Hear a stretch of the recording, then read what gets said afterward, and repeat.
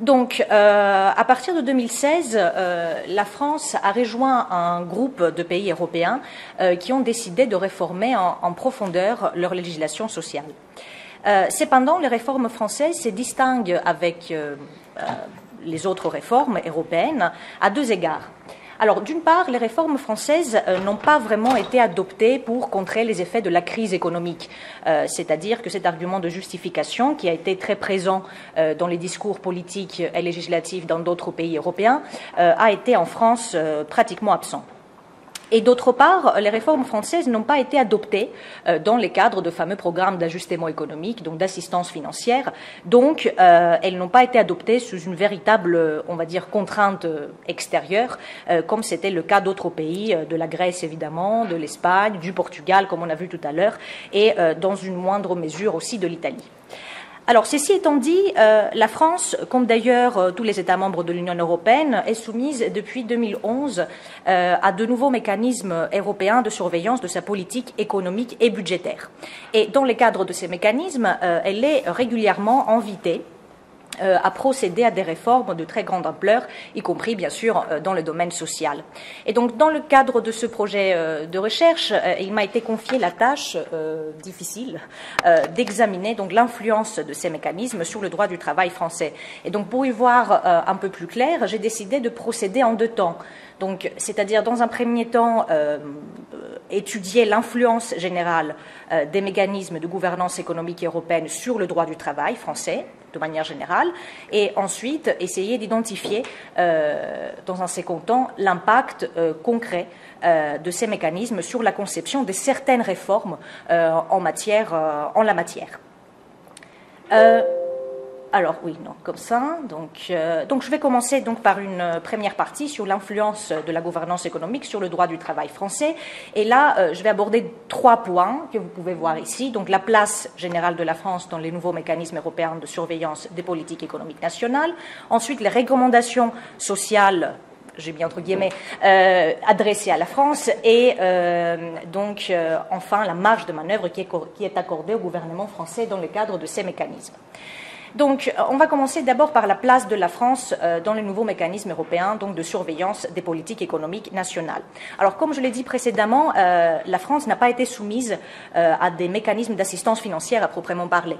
Cependant, depuis 2011, elle fait évidemment l'objet d'une surveillance dans le cadre du semestre européen. Et surtout, entre 2009 et 2018, elle était soumise à la fois au mécanisme que Marco a évoqué, au mécanisme donc de déficit excessif et à celui des déséquilibres macroéconomiques excessifs. Alors, concernant le premier mécanisme, on sait que le 29 avril 2009, le Conseil de l'Union européenne a décidé que la France était confrontée à une situation donc, de déficit excessif, car son déficit et sa dette publique avaient atteint des niveaux bien supérieurs aux seuils qui sont fixés par les normes européennes.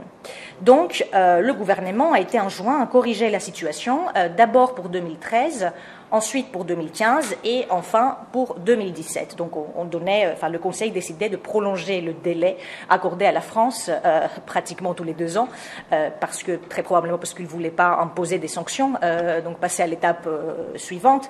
Mais voilà, donc la France a été enjointe à plusieurs reprises à corriger cette situation. Alors concernant le deuxième donc, mécanisme, en février 2015, la Commission a estimé que la France connaissait des déséquilibres macroéconomiques donc excessifs en raison, et là je reprends les termes de la Commission elle-même, en raison notamment d'un contexte de faible croissance et de faible inflation auquel s'ajoutait une faible rentabilité des entreprises.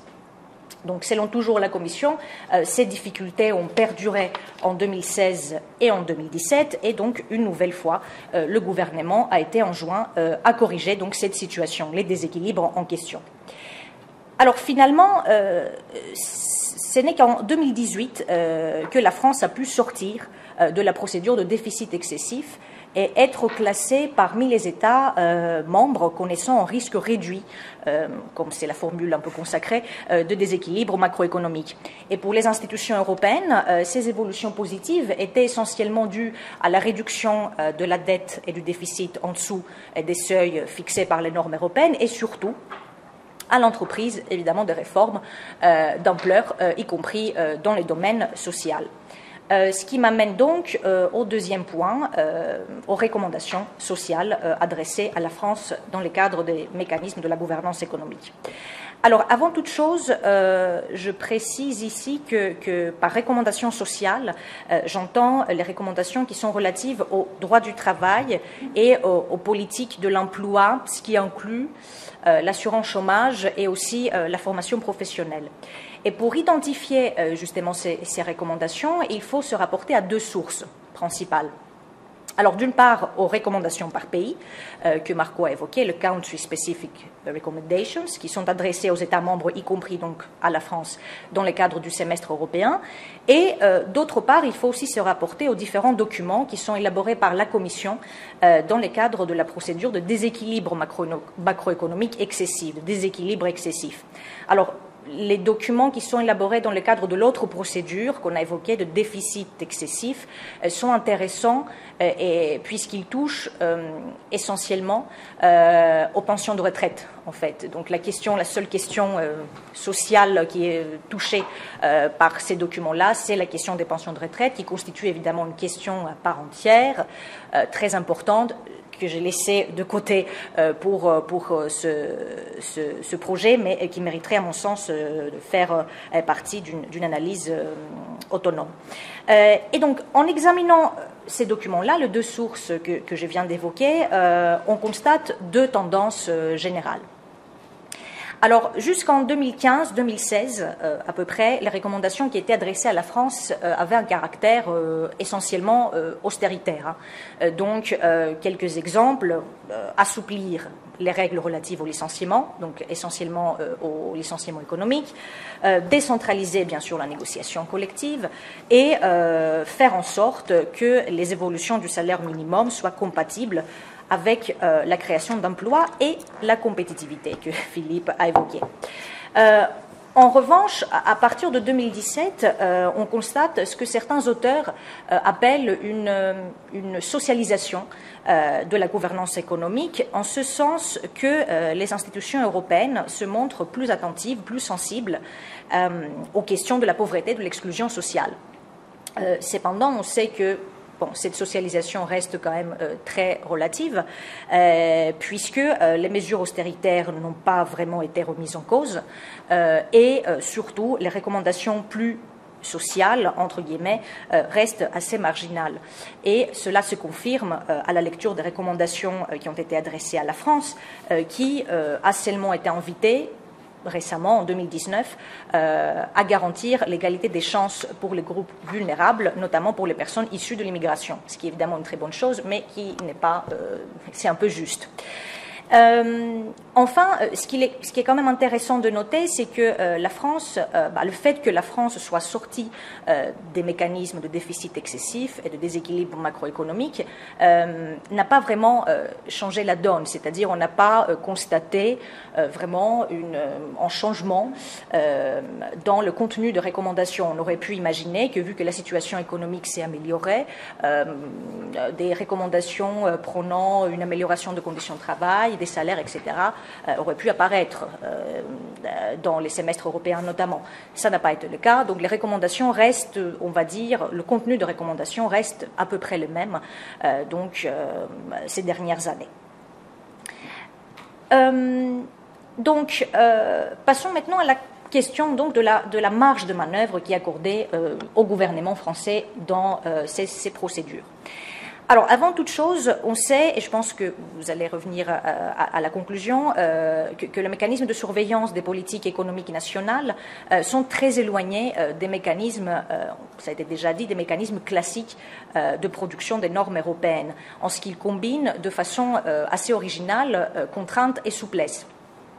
Et par conséquent, il serait erroné, inexact, d'affirmer que dans le cadre de ces mécanismes, les institutions européennes dictent aux États membres les réformes à entreprendre, les réformes à suivre. Bien au contraire, le fonctionnement même de ces mécanismes suppose une participation très active, une implication des États membres. Donc concrètement, au moment de l'élaboration des recommandations, on observe un dialogue permanent, un échange continu entre les États membres et les institutions européennes. Donc, les programmes nationaux de réforme qui sont présentés tous les ans par les États, évidemment, alimentent les recommandations et inversement. Et d'autre part, là je ne suis pas sûre qu'on est d'accord avec Marco, les recommandations européennes ne sont pas, à mon sens, en tant que telles, juridiquement contraignantes. C'est-à-dire que ce qui est sanctionné, ce qui peut être sanctionné, c'est l'absence de résultat ou l'absence d'action, pour moi, et non pas le fait de ne pas suivre les recommandations en tant que telles dans leur contenu. Après, ça se discute, parce que les textes ne sont pas du tout clairs sur ce point. En tout cas, pour moi, les recommandations européennes ne sont pas en tant que telles, donc juridiquement contraignantes. Donc, leur mise en œuvre suppose évidemment une volonté très claire de la part des États membres de suivre les indications qui sont données par les institutions européennes. Alors, qu'en est-il de la France dans tout cela? Alors, en regardant... et je vais être un peu plus précise par la suite, en regardant les réformes adoptées ces dernières années, on peut dire tout d'abord que la France s'est toujours montrée très volontaire à suivre les recommandations européennes, voire à guider les institutions européennes dans l'élaboration de ces recommandations, avec ces programmes nationaux de réforme.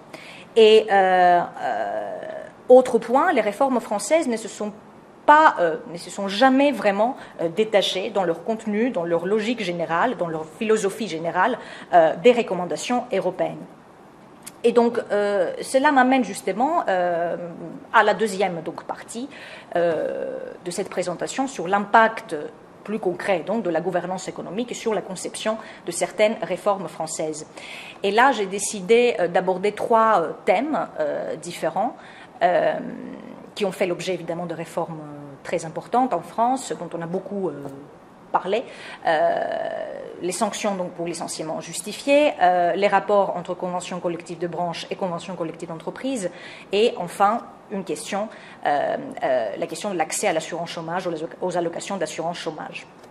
Alors ici, avant de commencer, juste une observation générale.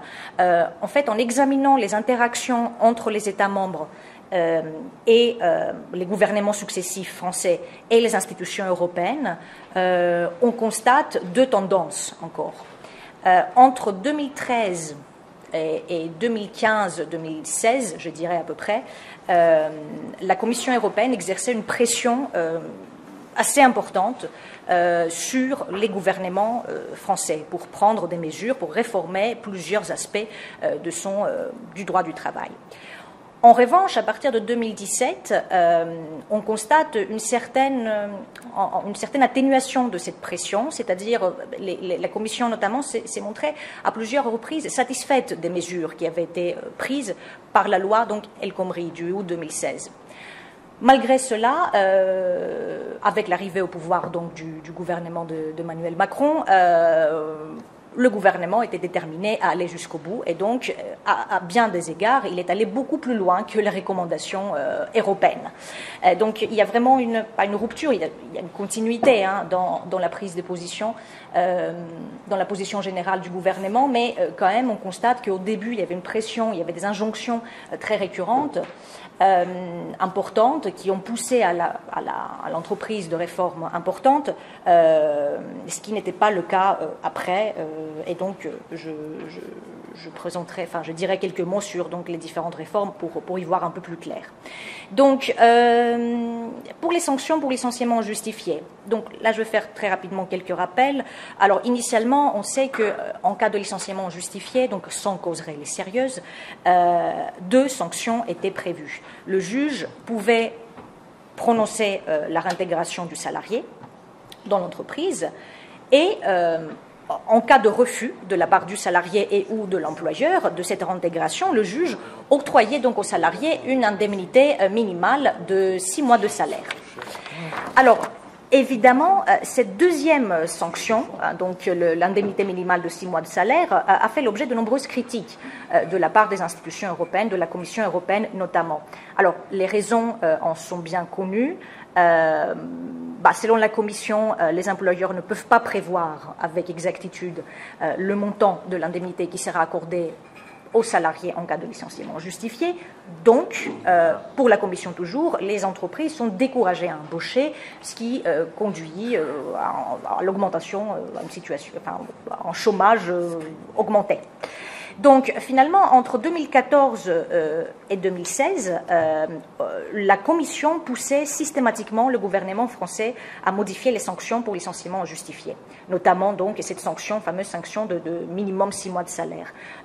J'ai regardé pratiquement tout le document qui avait été donc publié durant cette période. Vraiment, les injonctions étaient récurrentes, étaient très importantes.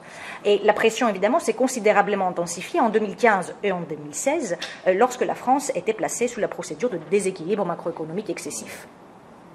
Alors, durant cette période, justement, il y a eu en France 2 tentatives législatives d'introduire des barèmes d'indemnisation obligatoires avec la loi Macron, donc la loi Macron à l'époque, 2015, et la loi dite, le projet de loi dite donc El Khomri du 8 août 2016.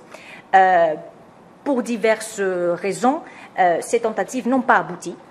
Et finalement, le législateur français a seulement retenu un système de barème d'indemnisation indicatif, auquel le juge pouvait se référer, non pas obligatoire, donc indicatif. Alors ici, ce qui est quand même assez intéressant est que la Commission européenne s'est montrée assez satisfaite de cette évolution. Par exemple, en février 2017, elle a estimé que le gouvernement avait réalisé des progrès substantiels dans la réforme du droit du licenciement, en introduisant donc, entre autres bien sûr, parce que ce n'était pas la seule réforme, en introduisant entre autres un barème d'indemnisation indicatif. Donc, à ce stade, il semblait que pour les institutions européennes, la France n'avait pas vraiment besoin d'aller plus loin dans les réformes. Bon, cependant, on sait que le nouveau gouvernement, qui a été élu en juin 2017, est allé beaucoup plus loin. Seulement 3 mois plus tard, donc l'une des ordonnances, de 5 ordonnances dites donc Macron, du 22 septembre 2017, est venue imposer donc des barèmes d'indemnisation obligatoire. D'ailleurs, c'était dans la loi Macron en 2015 que cette tentative d'introduire des barèmes obligatoires avait été introduite pour la première fois. Cette disposition avait été introduite.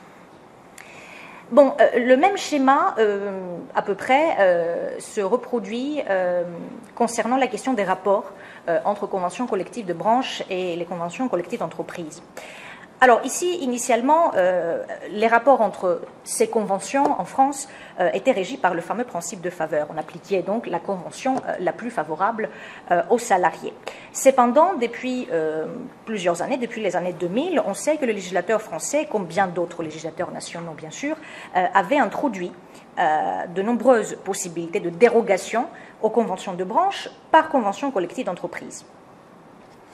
Bon, en 2014, toutes ces possibilités de dérogation avaient été jugées insuffisantes par les institutions européennes. Et là encore, les critiques contre les systèmes de négociation collective centralisés sont bien connus. Selon la Commission, ces systèmes empêchent les employeurs de négocier vers le bas les salaires et les autres conditions de travail. Donc, les entreprises ne peuvent pas s'adapter rapidement aux évolutions de la conjoncture économique. Elles sont obligées de licencier, ce qui augmente le chômage.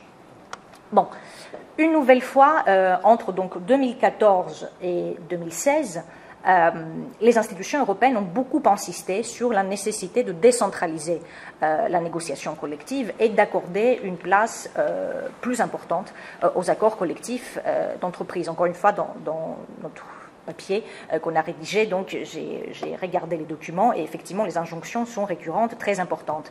Et à cet égard, ce qui est quand même intéressant, c'est que la Commission a évoqué pour comparer le système français, a évoqué les exemples du droit allemand et du droit espagnol, qui, selon elle, constituent des systèmes nationaux qui accordent une place assez importante à l'accord collectif d'entreprise. Bon, pour le droit espagnol, je peux le comprendre.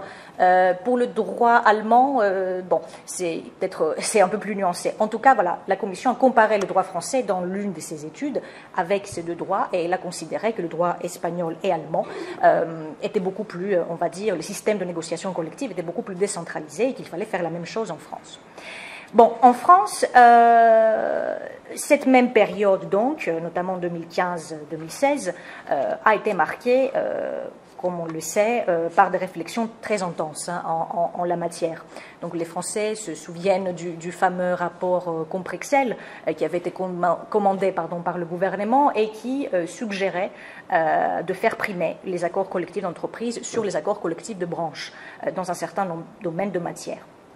Cependant, la loi El Khomri du 8 août 2016 n'est pas allée aussi loin que ça. Évidemment, elle est allée très loin sur d'autres aspects, mais concernant tout spécifiquement les rapports entre convention collective d'entreprise et convention collective de branche, et en dehors évidemment du domaine du temps de travail, cette loi n'a pas apporté des modifications substantielles par rapport au régime antérieur. Bon, malgré cela, la Commission a semblé une nouvelle fois globalement satisfaite des réformes adoptées en la matière. Et en 2017, elle a seulement insisté sur la mise en œuvre, sur la nécessité de mettre en œuvre les dispositions de la loi El Khomri. Et elle a également insisté sur l'appropriation de dispositions de cette loi par les partenaires sociaux, par les interlocuteurs sociaux. D'ailleurs, toujours en 2017, les recommandations par pays qui ont été adressées à la France n'ont fait aucune référence à ce sujet, au sujet des rapports entre conventions collectives, à la négociation collective plus généralement. Bon, on devine la suite, cependant, encore une fois, le gouvernement élu en juin 2017 était clairement déterminé donc, à aller jusqu'au bout.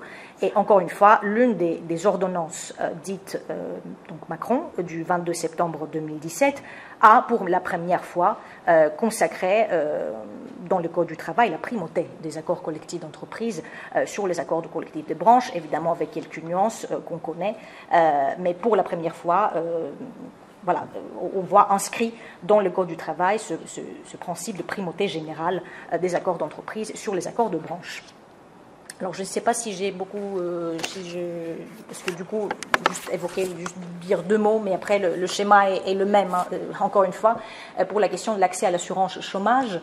Alors, ici, très rapidement, juste dire qu'en France, les demandeurs d'emploi ont droit à une allocation donc, spécifique, l'allocation d'aide au retour à l'emploi, l'arrêt. Et jusqu'à très récemment, les principales règles régissant cette allocation étaient les suivantes. Alors d'abord, le demandeur d'emploi devait justifier d'une durée d'activité intérieure, hein, donc il fallait avoir travaillé plus précisément au moins 4 mois sur les derniers 28 mois.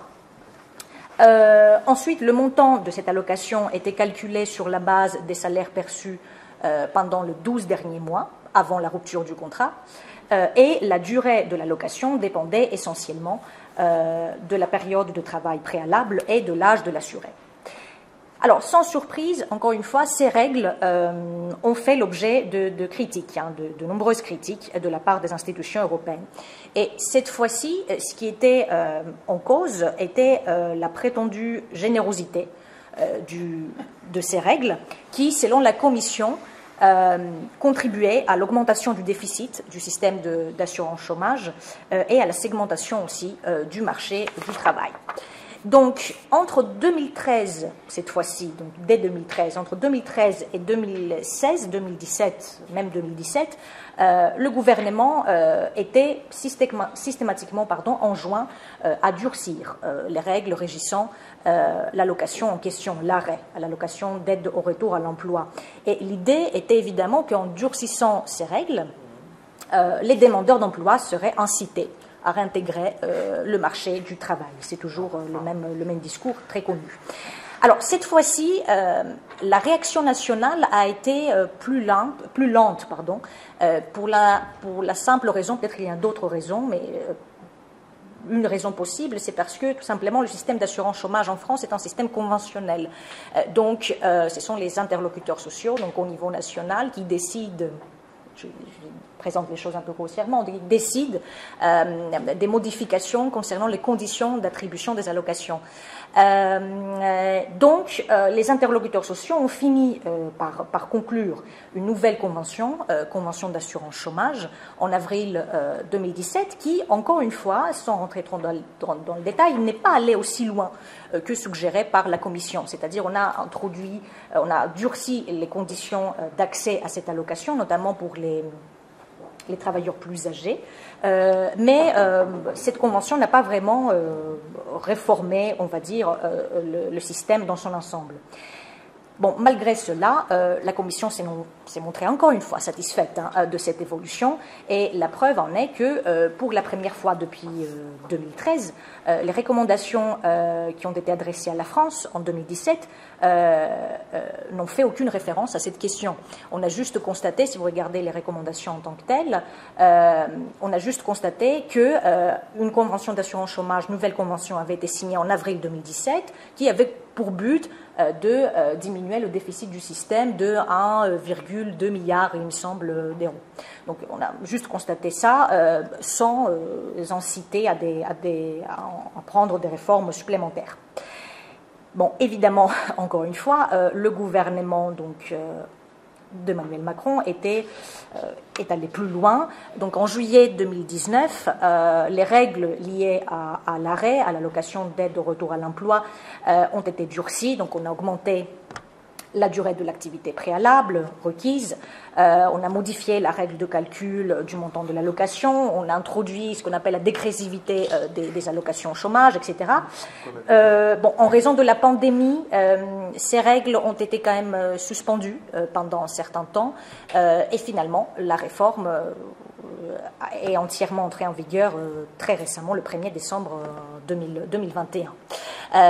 Malgré tout.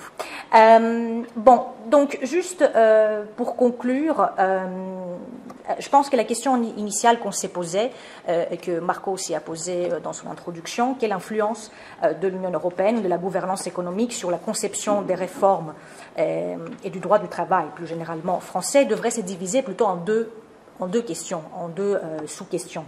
Alors la première question est celle de savoir si la France devait, en vertu des règles et des mécanismes de la gouvernance économique européenne, réformer son droit du travail, prendre des réformes, prendre action.